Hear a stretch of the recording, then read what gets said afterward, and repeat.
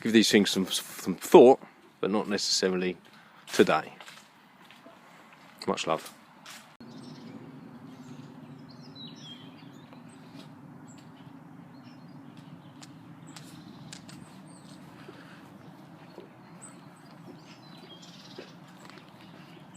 So there's two different types of geese over there. And then my mind's gone blank. One's Canadian. I forget what the other one is. That's not why I'm here though.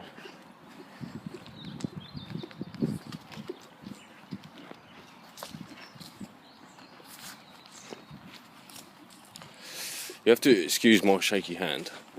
Got a big bag on that hand, on that elbow. A bit of a rush today.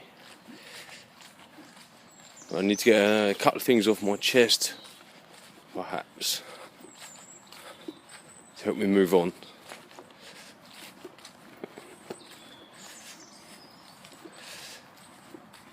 But first and foremost, good morning to you all. I do hope you're all well. My thoughts go out to some people in particular.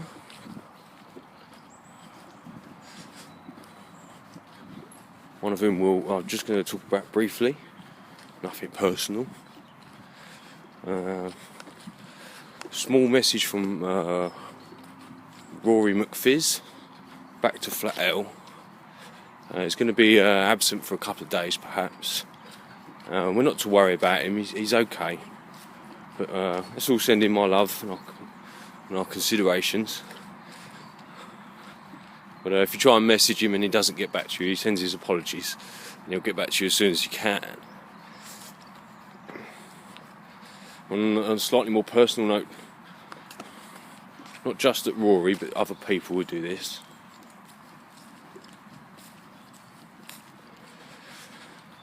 I don't wish this to come out wrong. I thank you for defending me, Rory. But when other people make comments on my page, I'm not going to tell you all not to respond.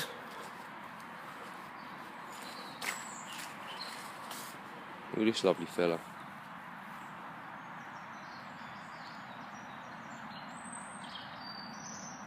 Lovely little mushroom. Sorry, getting all distracted, and I? Shrooms everywhere. And anyway, Rory comments messages. And this kind of goes out to Double D, D Mac, and anyone else who cares to listen. I've discovered something about myself over the years while reading so many books. I have a small talent for recognising people's style of writing. I hope you can hear this as I cross the road. I'm not going to stop.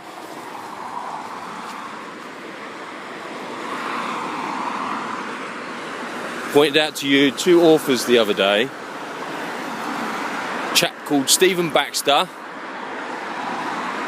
and another chap called Terry Pratchett. Now, I've said before, I'm not the biggest fan of Terry Pratchett, but I recognise his writing.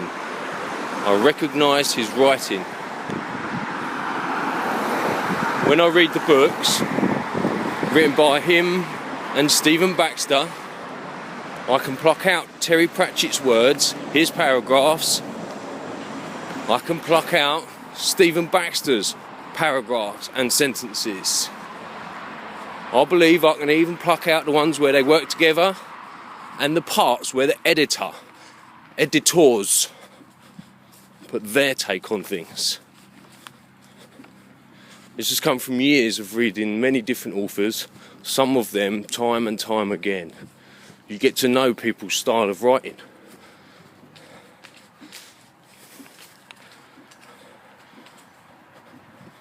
My friend Martin, who Double D obviously just has no respect for, has pointed out before that he has a talent for recognising things in people's handwriting.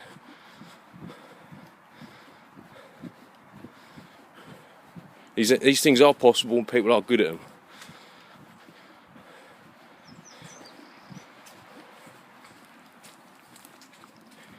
I don't want to go into that. But I don't need defending, thank you anybody. I'll defend myself. And if people want to leave comments like that, unconstructive, then I'm just not going to engage. Okay? And that's all I've got to say on that one. Oh, I could go into it for ages, but my lady said, no. I'll open up a whole can of worms, bringing drama that people don't want. So, I want to talk about a couple of other things before I get to work. Excuse me. And first up, I need to address something, which is why some people don't understand and don't like what it is I'm doing when it comes down to being so personal.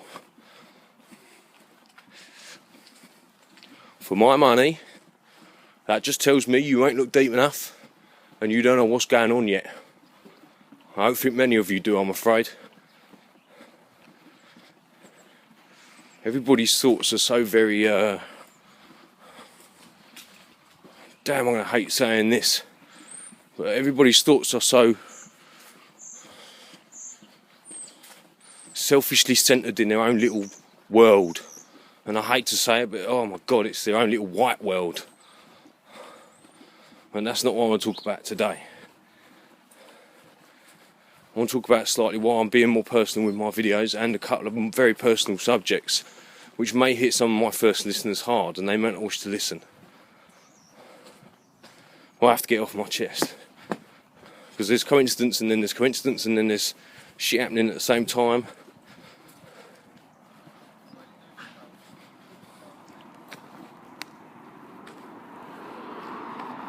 A lot of people say they feel very alone, you know. I understand this.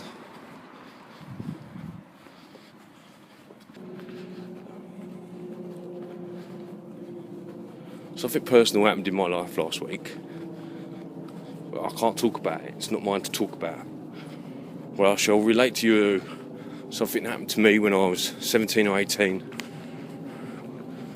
which is directly applicable to this situation that happened last week. One of my first listeners will also be familiar with this tale. It's not a happy one. Excuse me, I have to swallow arms. Getting tired. Stop this and come straight back.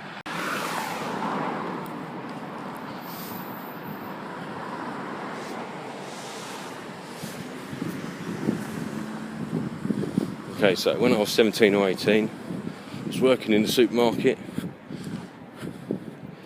School had just finished. I'd given up my college. There was problems at home. Wasn't happy with my job. Was having problems with my girlfriend.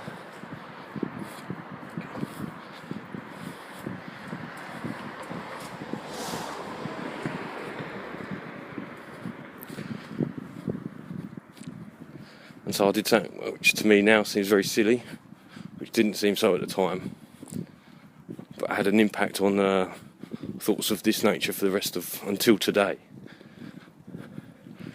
Now, I took myself every pill I could find in the house. Obviously it didn't kill me, but it did make me very sick. Trouble is, the place I was sick was at work. And of course everybody wants to know why. And in that state, I told people why.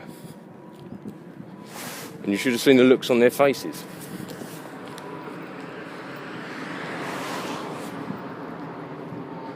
The embarrassment of being walked out of work by an old paramedic who insisted on holding my arm.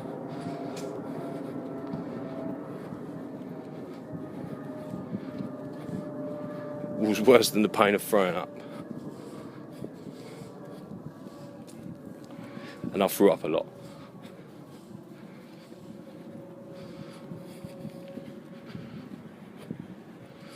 I never spoke to many people about my attempted suicide, if you can call it that. Being very young and naive, I had no idea of how much you had to take and what type of drugs you would have to take. And so I found a few paracetamol, Nurofen, ibuprofen, and they just made me sick.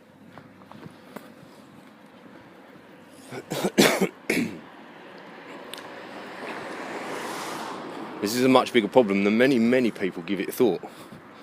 It's not something that's spoken about. In my adult life since that time, I've known no less than 3 people to take their own lives.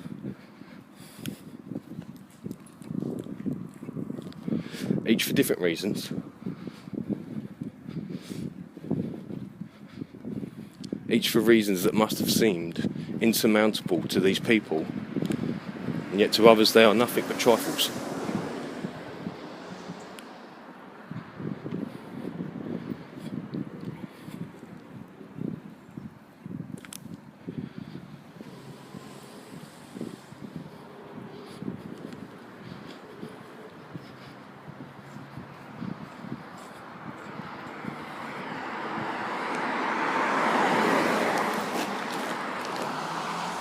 There is a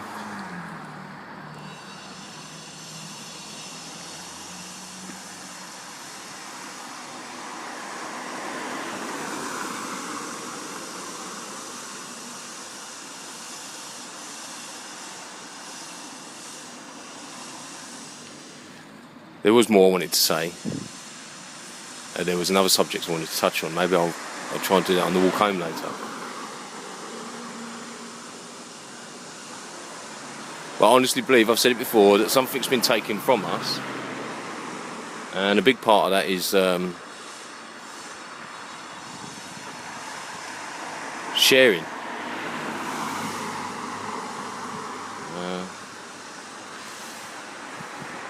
The suicide thing is something that's not shared, not spoken about, and it should be.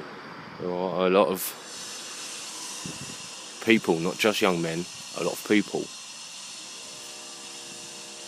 And most of the people I've been in any sort of contact with that have attempted suicide have generally been men. And there's a reason for that. And no one wants to speak about this either.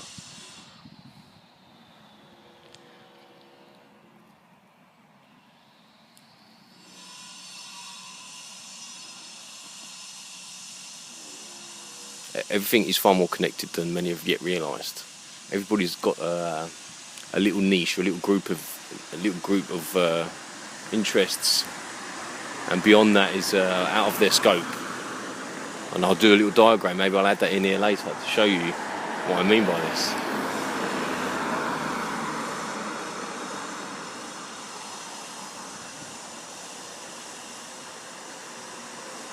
But there was one final thing I have to add in before I forget, and it's to do with this leadership thing.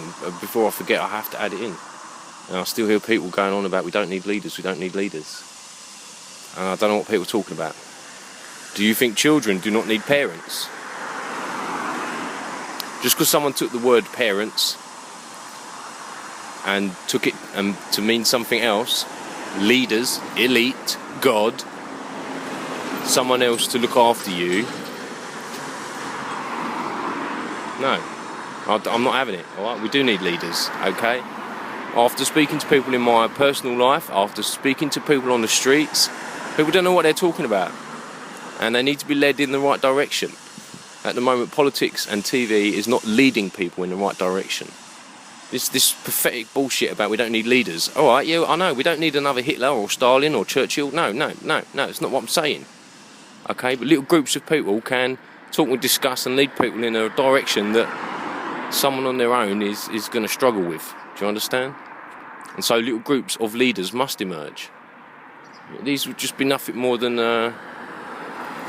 imitations of parents. The guidance that they should give you. And yes, I understand. I had this early on with people about people who have parents that don't care, that ain't there, that have been adopted. I understand this, okay? And yes, you have had something absent from your life, which was the leadership of a responsible grown-up, usually a parent.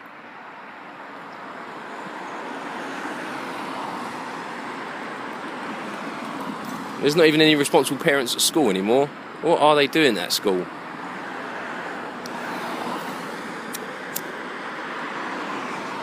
I've been phoned up to go and pick my children up from school from minor bumps to the head, and yet I know for a fact that the week before last a child was left at school with a broken wrist.